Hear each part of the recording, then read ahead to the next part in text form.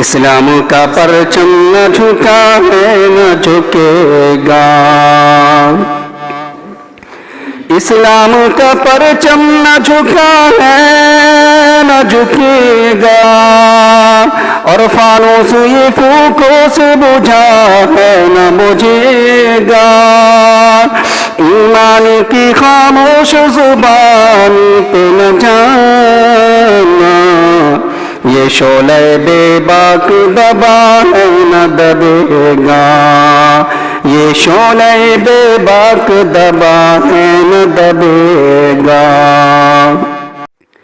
اس کائنات پر جتنے درخت ہیں تمام درختوں کے پتوں سے زیادہ، اور نیلے آسمان پر جتنے ستارے ہیں ان ستاروں کی تعداد سے بھی زیادہ درود و سلام نازل ہو تمام انبیاء علیہ السلام پر، بالخصوص ہمارے اور آپ کے آخری نبی امام کائنات امام المرسلین احمد مجتبی محمد مصطفیٰ صلی اللہ علیہ وسلم پر، کہ جسے اللہ رب العالمین نے اس کائنات کی سرزمین پر آخری نبی، آخری رسول، انتم سندیشتہ، لاسٹ میسنجر بنا کر کے نبوس فرمایا، جسے رحمت کائنات بنا کر کے نبوس کیا گیا، جسے رب کائنات نے رحمت للعالمین بنا کر کے اس کائنات کی سرزمین پر نبوس کیا۔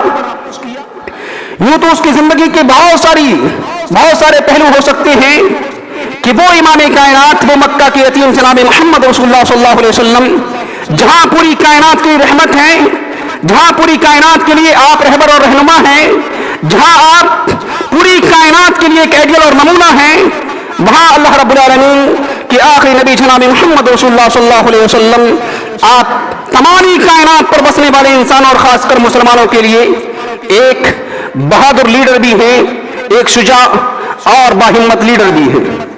وہ اس لیے کہ جب ہم تاریخ کے اوراق کو پلٹتے ہیں اور جب ہم قرآن کو کھولتے ہیں، احادیث کا مطالعہ کرتے ہیں، تو ہمیں آپ کی سیاست جیسی کوئی سیاست اس کائنات کی سرزمین پر نظر نہیں آتی، آپ جیسا کوئی لیڈر ہمیں کائنات کی سرزمین پر نظر نہیں آتا، آپ جیسا بہادر لیڈر ہمیں کائنات کی سرزمین پر نظر نہیں آتا۔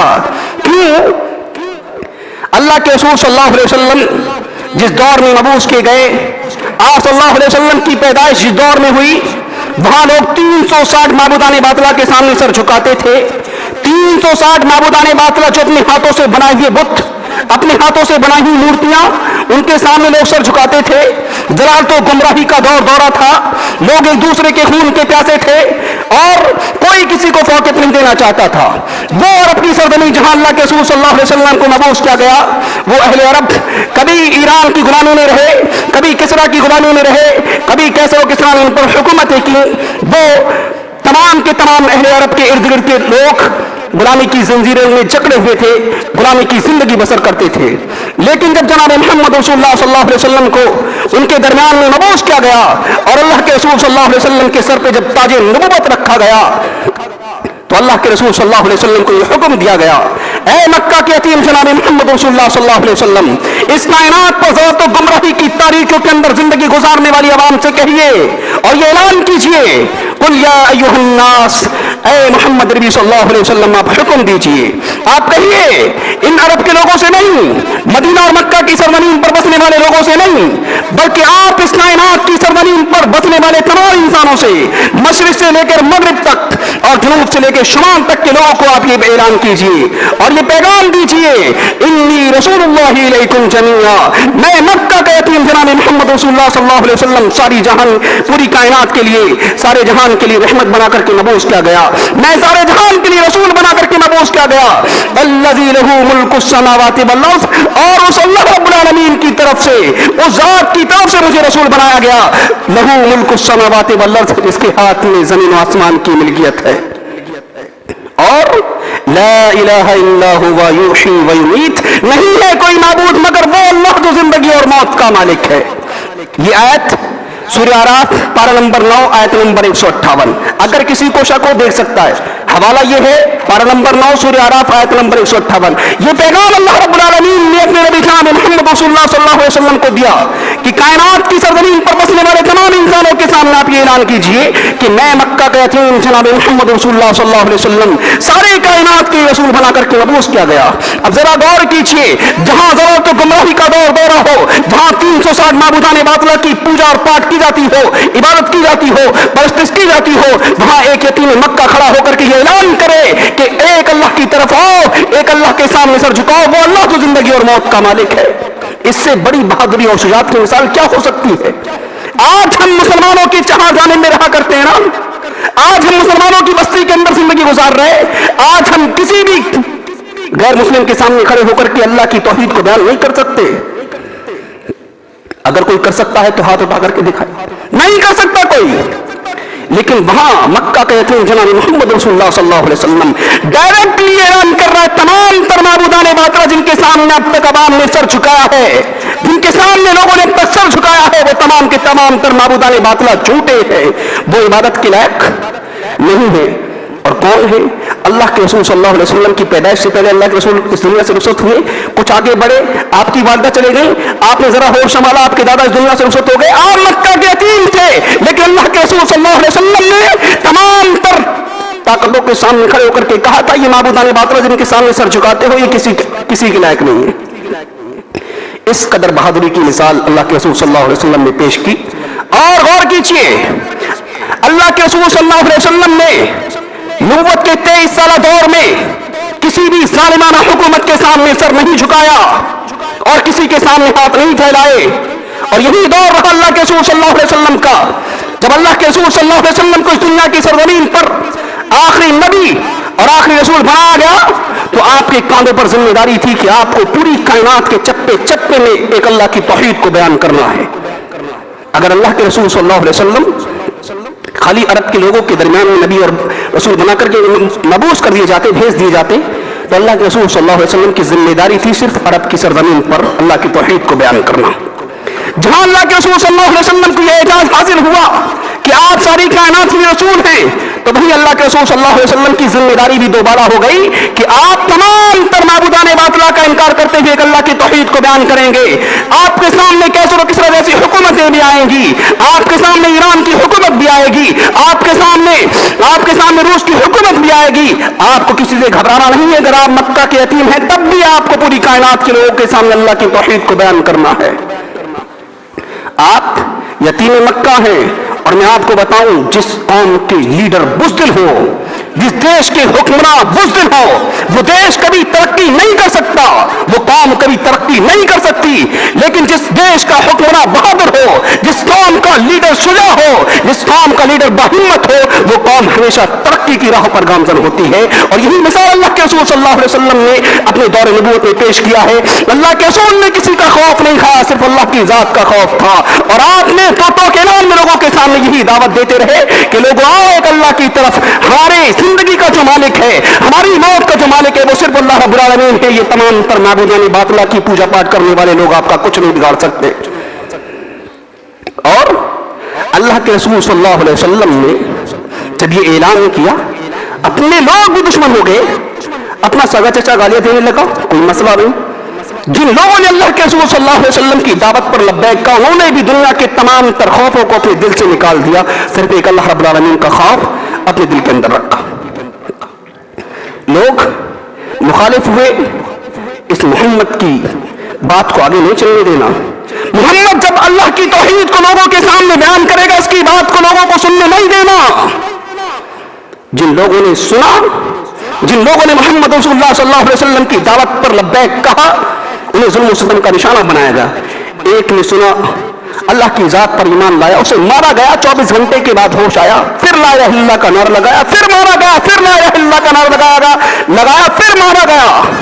شہر کعبہ میں پہنچا, ہوش آیا, اللہ کے رسول صلی اللہ علیہ وسلم سامنے کھڑے ہیں. اللہ کے رسول نے کہا, اے ابو ذر کیا ہوا, کیوں اتنی مار کھاتے ہو؟ اللہ کے رسول صلی اللہ علیہ وسلم کو ابو ذر نے جواب دیا تھا, اللہ کے رسول, اے امام کائنات, اس سے پہلے بہت سی ماریں کھائی ہیں, کبھی اتنا مزہ نہیں آیا جو آج اللہ کی توحید کے لیے مار کھائی ہے, جس میں اتنا مزہ آیا. یہ تاریخ رہی ہماری, یہاں سے ہم نے ابتدا کی. ایک ماں اپنے چھوٹے سے بچے کو لے کر کے اللہ کے رسول صلی اللہ علیہ وسلم کے دربار میں آتی ہے, اے اللہ کے رسول صلی اللہ علیہ وسلم, میرا 1 سال کا بچہ ہے, اسے جنگ کے میدان میں لے جائیے. اللہ کے رسول یہ 1 سال کا بچہ ہے، اسے جنگ کے میدان میں لے جائیے. 1 سال کا بچہ کیا کرے گا؟ اللہ کے رسول صلی اللہ علیہ وسلم نے کہا یہ تو جنگ کے لائق نہیں ہے. اس عورت نے جواب دیا اللہ کے رسول صلی اللہ علیہ وسلم جب آپ پر تیروں کی بارش ہوتی ہے، آپ کی جانب تیر آتا ہے، آپ تیر سے بچنے کے لیے ڈھال کا استعمال کرتے ہیں نا، اس بار میرے اس لخت جگر کو لے جائیے. جب آپ کے اوپر تیر کی بارش ہو، تیر آپ کی طرف آئے تو آپ ڈھال کا استعمال نہ کیجیے، میرے 1 سال کے بچے کو آپ سامنے رکھ دیجیے. یہ تاریخ نہیں، ہماری وہ مائیں تھی جنہوں نے اپنے بچوں کو بہادر بنایا. 2 بچے جناب محمد رسول اللہ کے دربار میں آ کر کے کہتے ہیں اللہ کے رسول ہمیں جنگ کے میدان میں لے چلیے. اللہ کے رسول نے فرمایا آپ کی عمر نہیں جنگ کے لائق. کہا اللہ کے رسول صلی اللہ علیہ وسلم ہماری ماں نے کہا اگر آپ جنگ کے اندر شرکت نہیں کر سکتے میں تمہیں گھر کے اندر گھسنے نہیں دے سکتی. یہاں سے ہم نے ابتدا کی اور آج بزدلی کی اس مثال ہم نے ایسی قائم کی. آج بزدلی کے ایسی دلدل میں پھنسے کہ آج ہم اپنے مسلم آبادی کے بیچ میں بھی مسلمانوں کی دعوت کو پیش نہیں کر سکتے. کیوں؟ مسلمان ایک دوسرے کے خون کا پیاسا بن چکا ہے. مسلمان اپنوں کے لیے تو سخت ہے اور دوسروں کے لیے نرم بنا ہوا ہے. یہ مسلمان آج مسلمانوں کے خون کا پیاسا خود ہو چکا ہے، تو یہ دوسروں کے سامنے اللہ کی توحید کو اس طریقے سے اسلام کی دعوت کو کیسے پیش کر سکتا ہے؟ 2 بچے اللہ کے رسول صلی اللہ علیہ وسلم کے دربار میں. اللہ کے رسول نے کہا آپ اس لائق نہیں کہ آپ کو جنگ میں لے جایا جائے. کہا اللہ کے رسول ہماری ماں نے ہمیں یہ کہا ہے کہ اگر آپ اللہ کے رسول صلی اللہ علیہ وسلم کے ساتھ جنگ میں نہیں گئے ہم تمہیں گھر میں داخل نہیں ہونے دیں گے. لیکن آج کی مائیں اپنے بچے کو 1 وقت کی نماز نہیں پڑھا سکتی لیکن 5 وقت کا کھانا کھلا سکتی ہیں، انہیں چین سے سلاتی ہیں. میرے بچے کو سردی نہ لگ جائے، بیٹا نماز پڑھنے نہیں جانا تو ٹھنڈے پانی سے وضو بنائے گا، سردی لگ جائے گی. آج کی بزدل ماؤں کا حال یہ ہے. ایک دور میں وہ ہماری مائیں تھی جنہوں نے اپنے بچوں کو جنگ میں اتارنے کی کوشش کی تھی اور کہا تھا اگر جنگ میں نہیں جا سکتے تو میرے گھر کی طرف پلٹ کر کے نہیں آنا.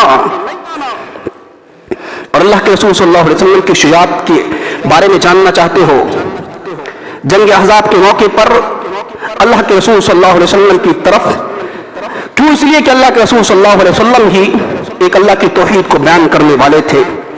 اس وقت مدینہ کی بستی 6000 کی آبادی پر مشتمل تھی. 24,000 کا لشکر جرار کفار و مشرکین کا محمد رسول اللہ کی طرف آ کر کے حملہ کرتا ہے. اللہ کے رسول نے کہا لوگوں نکلو اور اپنی شریعت کا دفاع کرو.